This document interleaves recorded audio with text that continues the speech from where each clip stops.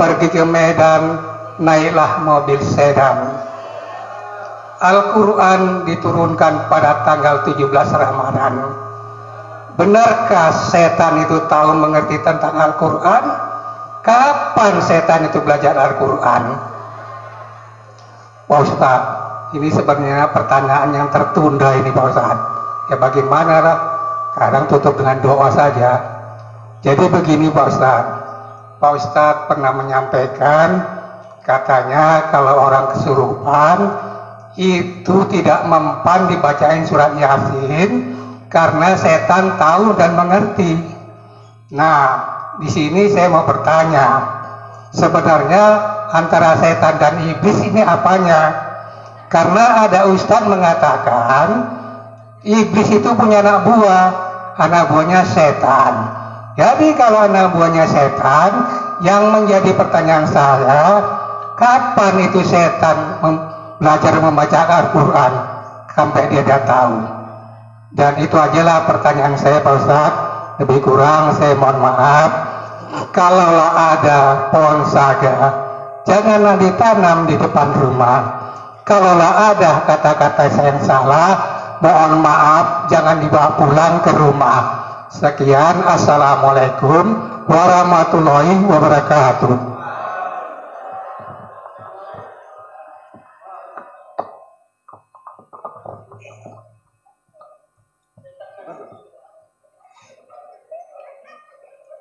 Assalamualaikum warahmatullahi wabarakatuh. Anak nelayan berkayu sampan, sampan di kayu sampai berandan. Pak Ustadz kita ini orangnya tampan, kalau dilihat mirip pula Anies Baswedan. Begini Pak Ustadz, karena tadi Pak Ustadz menyampaikan tentang sholat, itu tidak boleh anak-anak di tengah. Tapi terjadi Pak Ustadz, ada yang mengatakan maka terputus saf. Jadi ini bagaimana Pak Ustadz? Kalau kita lanjutkan sholat kita atau tidak sah sholat kita atau bagaimana Pak Ustadz? Dan di sini saya ucapkan terima kasih atas jawabannya. Assalamualaikum warahmatullahi wabarakatuh.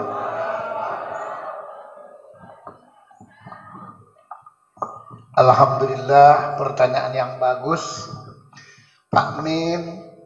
Setan itu ada 3 macam kata Allah dalam Al-Quran. Setan yang pertama itulah atau nenek moyang setan, namanya iblis. Dulu sebelum setan dia, sebelum iblis, namanya malaikat Azazil namanya. Komando kepala dari seluruh para malaikat-malaikat Allah sebelum Jibril. Tapi akibat kesombongannya maka diturunkan tahtanya. Itulah namanya tersebut menjadi iblis. Fir'aun itu pun dulu nama aslinya, itu nama aslinya tersebut ya, pada saat itu maka disebut dia sekarang apa namanya lupa saya. Iya, Ramses itu belakangan nama aslinya ya. Nama kecilnya tersebut. Jadi sudah besar dia jadi kualat, itu yang namanya Fir'aun ya. Jadi yang namanya iblis itu lebih pintar daripada malaikat karena dia sombong, diciptakan daripada tersebut yang namanya api ya. Kan unsur manusia tanah, air, angin, api. Jadi iblis itu ia merasa lebih hebat. Itu setan berbentuk yang pertama. Setan berbentuk yang kedua berbentuk jin. Jin itu banyak juga setan, maksudnya yang kafir. Lebih afdol kita Pak Bu berkawan dengan jin, lebih bagus tidak usah berkawan pun daripada walaupun misalnya jin itu Islam, nggak usah Ustaz. Karena dengan tersebut Islam kan nggak tahu kita. Kalau soal penampilan bisa, Sama dengan juga dengan kita manusia biasa. Kalau penampilan, subhanallah, pergi ibu jalan-jalan ke Surabaya, ke Jakarta, baju dasi nomor lintang, sepatu nomor kilat, baju nomor gosok. Kalau soal penampilan, bawa map kemana-mana, macam direktur pakaiannya, saudara hadir. Paling sedikit manajer, tapi banyak tukang nipu, saudara hadir. Karena dia buka PT Tipsani namanya, tipu sana, tipu sini.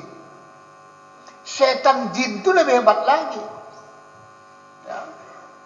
Kemudian setan yang ketiga, setan khonnas, setan kepala hitam.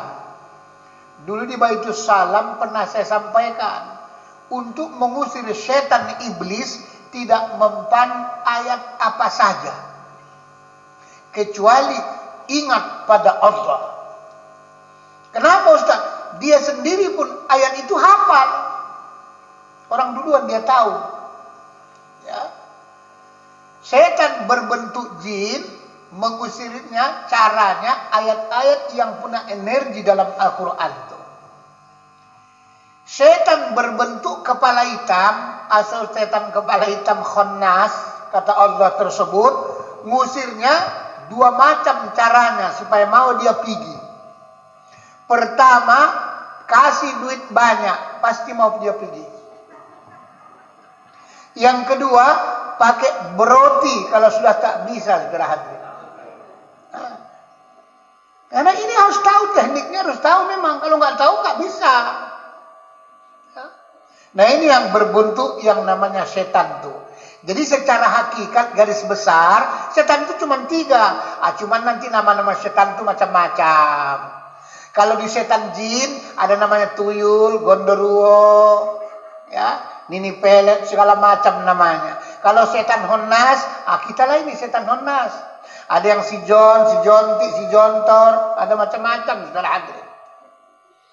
Jadi setan iblis itu dengan setan yang di dalam atau kita, inilah kita anak buahnya semua. Kalau mampu diperalatnya. Itulah sebabnya kata Imam Ghazali, sering saya sampaikan di mana-mana. Di dalam diri kita ini, kolbu manusia ini, di kolbu sebelah kiri ini tempat nafsu, namanya setan korin namanya.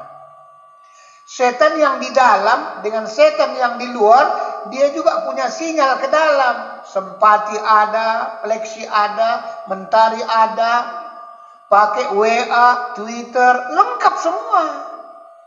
Inilah kalau kita sholat, belum ingat apa-apa. Karena belum diingatkannya. Situ kita sholat, di WA, setan iblis itulah setan yang di dalam anak buahnya. Diingatkannya lah kita ke Brastagi. Bayangkan Pak Bu, apa nggak malu kita nanti diperiksa oleh Allah. Kita sholat, Brastagi bisa pula nampak di dalam hati awak. Sak kuda-kudanya. Sak kuda-kuda nampak, sampai inang-inang pun nampak waktu sholat itu. Ya, apa nggak gawat ya kan? Inang itu kenyataan. Ya. Untuk mengantisipasi itulah, maka nanti perlu sholat tingkat yang keempat. Walaupun kita tidak di waktu sholat, tapi dikira waktu sholat. Ini yang hebat. Sholatud daimun namanya, surah Al-Ma'arij ayat 23. Sholatnya berkekalan, waktunya tepat waktu, hatinya tidak lalai, sholatnya tersebut betul-betul ya sabar sholatnya itu. Betul-betul berkata-kata dengan Allah, tidak Bismillahirrahmanirrahim. Malaikat pun nyata, gitu aja nyatanya dia. Nggak tahu dia ya. Ini yang pertama Pak Min. Kemudian tersebut pertanyaan yang kedua, ya, masalah sab anak-anak, ya kan? Makanya anak-anak Pak Bu yang paling abdol kalau belum balik dia, kata Nabi, di antara perempuan, di antara laki-laki yang sebenarnya. Tujuannya apa? Supaya nanti kalau dia ribut, orang tuanya tahu gitu. Cuman yang menjadi problem, sering anaknya disuruhnya ke masjid sholat, tapi bapaknya enggak. Nah itu kadang-kadang sudah, lungo kabeh. Kemana Pak? Ya ke masjid lah sholat.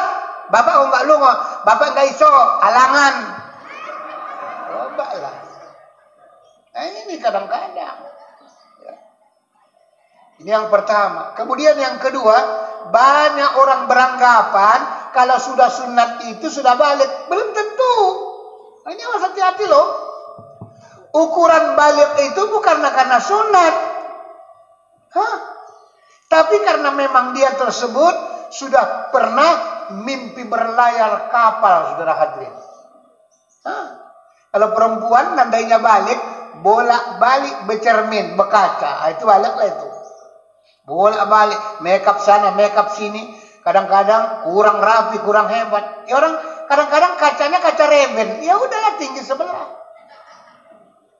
Jadi kalau laki-laki, itulah pernah mimpi dan suaranya pun berubah sedikit dia. Itu balik. Bukan karena sunat terus langsung balik. Udah balik ini. Udah kok Ustaz, udah sunat. Bukan ukurannya sunat itu. Ya. Ada orang nggak sunat pun sudah balik. Iya kan? Ya banyak lah.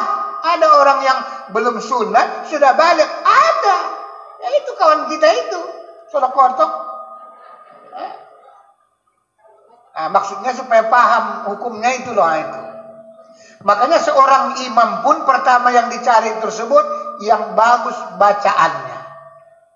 Imam itu begitu syaratnya. Yang bagus bacaannya.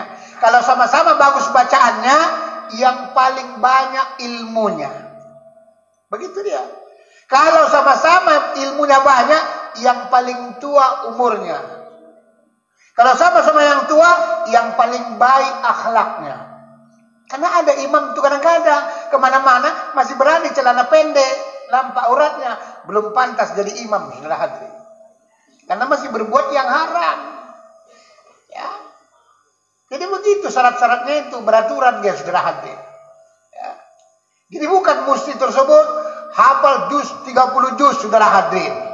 Kalau kita kan jangankan 30 juz 30 pun belum tentu. Lantas dia jadi imamnya, ya enggak sah. Karena belum ada syarat rukunnya, dia boleh imam. Karena belum balik, itu persoalannya. Tapi nanti bisa bakal ke situ hidup ini. Kenapa? Nanti orang semua nggak bisa baca Quran.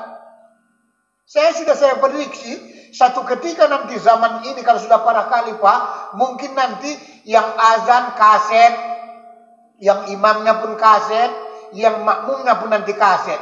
Dulu mana ada? Ya, yang menentukan jam itu dulu kan nggak ada.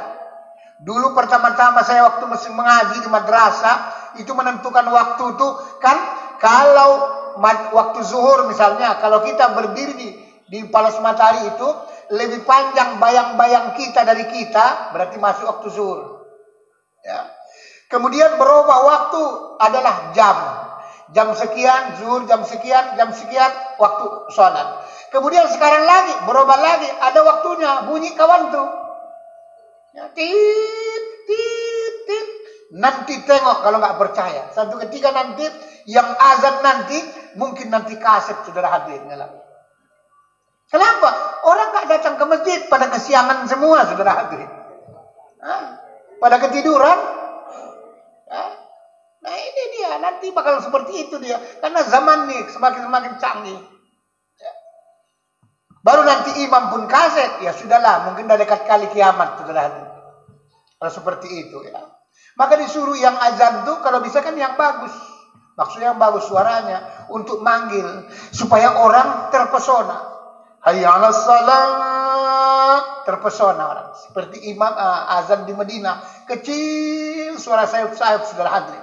Nah, kita kadang-kadang anak-anak muda jarang kita kader, yang azan itu aja yang sesak nafas sudah mau lobet, saudara hadirin. Labar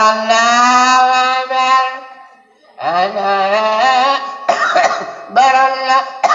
Oh, udahlah. Ada tetangga kita pula non muslim.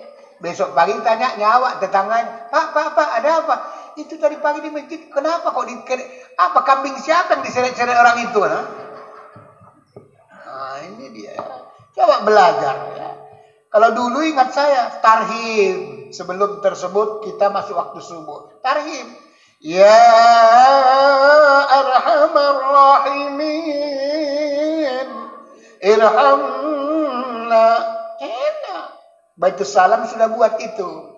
Walaupun lagunya kurang pas, tapi alhamdulillah sudah bagus. Ya, sekarang sudah modern lagi. Salatu wassalamu alaihi. Subhanallah. Ya, yang azan itu pun anak muda, anak gadis Allah. Siapa ya Allah? Hah? Nggak mau ke masjidnya dia sebenarnya, cuma nengok tersebut yang tukang azan itu. Lama-lama kecantol kawan ya Allah. Hancur meleleh imanku. Udahlah, iman rontok saudara Andri. Saya amalkan itu Pak, istilah orang Padang. Ambon nak merantau cari rumah tak berdapur. Maksudnya tak berdapur itu rumah itu ya masjid. Kunyuk-kunyuk datang awak. Kalau anak muda rajin ke masjid, 75% orang sudah menganggap orang baik. Lama-lama nanti jamaah masjid ditanyanya, ada orang-orang kaya, di mana tinggal nak? Jadi mana kerjanya? Inilah Pak, nggak bisa kerja, suruh ajar. Lama-lama carikan kerja. Lama-lama anaknya pun dikasihkannya, lempang sudah ada. Oh iya lah. Oke ya, ada habis. Belakang ada lagi ibu-ibu orang mau tanya. Nah, berarti sudah paham. Kita tutup doa ya.